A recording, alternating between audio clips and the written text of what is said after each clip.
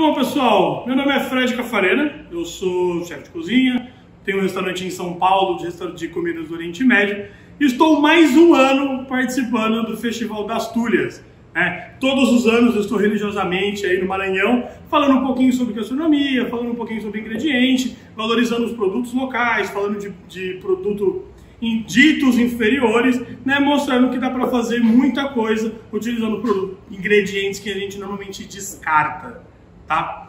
Esse ano eu fui convidado mais uma vez pelo Júnior, pelo Rafael Libério, para estar aqui e falar com vocês e participar dessa edição tão especial que é o Mercado das Tulhas Digital. Esse ano o Júnior convidou a gente para falar um pouquinho sobre histórias, E eu queria dividir um pouquinho aqui com vocês. Desde a primeira vez que eu fui para o Maranhão, foi um local, uma cultura que me apaixonou desde o primeiro dia. A questão do manejo, o quanto vocês são acolhedores e os ingredientes, principalmente os ingredientes.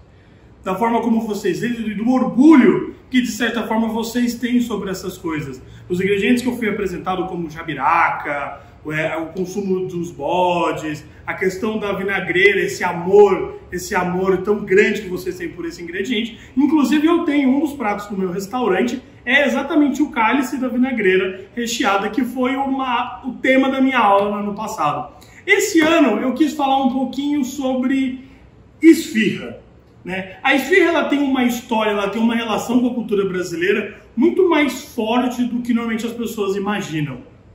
As esfirras elas chegam no Brasil, principalmente com o contato e com a migração dos primeiros povos árabes para o Brasil. A gente precisa entender que esfirra só chama esfirra porque o pessoal do Vale do Bekaa, que é uma região montanhosa no Líbano, próximo da Síria, eles migraram para o país e eles trouxeram essa herança, eles trouxeram esse produto. Tanto que esfirra só chama no Brasil e no Vale do Bekaa, no Líbano. Os demais regiões eles acabam dando nomes mais regionais para esses pratos, mas no Brasil a esfirra acabou virando um sinônimo de produto. Ela é tão popular, ou até mais, dependendo das regiões que você for, do que a própria pizza ou produtos nesse sentido. O que eu quis trazer dessa vez? A gente vai trabalhar com duas coisinhas que são bem fortes nessa região. Hoje eu vou fazer uma esfirra de bode. É um bode que a gente fez ele assado com óleo de babaçu, para ficar bem nessa ideia, nesses ingredientes da região. E dessa vez eu quis usar farinha de mandioca. Exatamente. Dentro da cultura e dentro desses pães do Mediterrâneo e do Oriente Médio, eles usam muito um tipo de farinha que eles chamam de sêmola. A sêmola é uma farinha que ela é uma farinha mais grossa. E eles utilizam muito essa farinha na produção para aumentar a quantidade de açúcar dentro da produção da esfirra e para que ela fique mais crocante. Porque como ela é uma farinha mais grossa, ela acaba absorvendo muito mais a umidade. Então o que eu tentei traçar de paralelo? Eu falei, bom, se na cultura do Oriente Médio a gente usa sêmola para essas produções, por que eu não uso a farinha de mandioca? Então aqui eu tenho uma farinha de mandioca um pouquinho mais fina do que a farinha de mandioca normal, digamos assim, E aqui é uma farinha de mandioca crua, ela não está assada, ela não está cozida, e ela precisa estar nesse ponto porque essa farinha vai para o forno, Essa farinha de mandioca a gente vai usar ela em dois pontos, na massa, Que essa receita da massa eu vou deixar disponível na minha rede social no dia do evento, então quando vocês assistirem essa aula no evento, corre na minha página no Instagram, que lá eu vou postar um vídeo com a receita, tanto do bode quanto da massa da esfirra, e mostrando como que molda mais uma vez. Então a farinha de mandioca ela vai entrar em duas etapas. Ela entra dentro da receita, substituindo a sêmola da massa da esfirra, e a gente utiliza essa mesma sêmola misturada com um pouquinho de farinha para abrir. Ao contrário da sêmola de farinha de trigo, a sêmola de mandioca, ou a farinha de mandioca, ela não tem glúten, que é importante para a produção dos pães.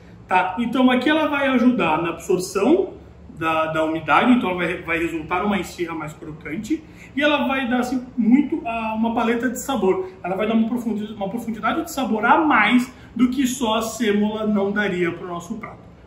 Então aqui, fazendo de Ana Maria Braga, eu já tenho a minha massa aberta, Aqui é uma massa de uns 40 centímetros. Eu abri, aqui ela deve estar com uns 16 centímetros tá? Aberta. Então eu vou colocar o nosso bode. Tá? Esse bode aqui nós assamos no forno por umas 12 horas, até ele ficar bem macio. Depois que ele ficou bem macio, a gente acaba desfiando ele com a ponta do dedo para quebrar e deixa ele dentro do próprio líquido da carne. Na hora que ele esfria, ele acaba gelatinizando esses caldos e ele traz mais sabor para a esfirra, tá? Aqui a gente coloca ela no centro. Eu vou dobrar a nossa massa em 3 pontas. Então o formato da esfirra que eu vou fazer aqui é a fataie, que é a famosa esfirra fechada no Brasil, que é aquela esfirra triangular. Então eu divido em 3 partes, tá? E eu aperto as laterais para demarcar e eu vou fazendo de baixo para cima para grudar a nossa esfirra, tá? Sempre de baixo para cima. Eu não faço de cima para baixo, porque senão eu acabo alongando muito a massa e a esfirra, né, ela vai acabando ficando um pouquinho torta, ou na hora que ela assar, ela vai acabar abrindo, tá? Então de baixo para cima.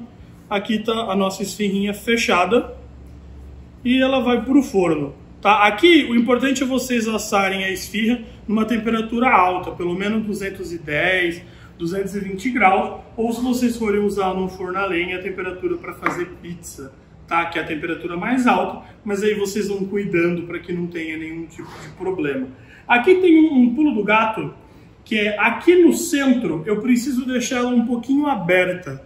Porque como esse recheio tem umidade, esse vapor, essa água precisa ir para algum lugar. Então a gente deixa essa pontinha aberta para, à medida que ela asse, o ar vai embora e não estoure nossa esfirra, tá? Então aqui ela está pronta, daqui ela vai para o forno, tá? Como esse vídeo é bem curto, eu já tenho uma esfirra assada.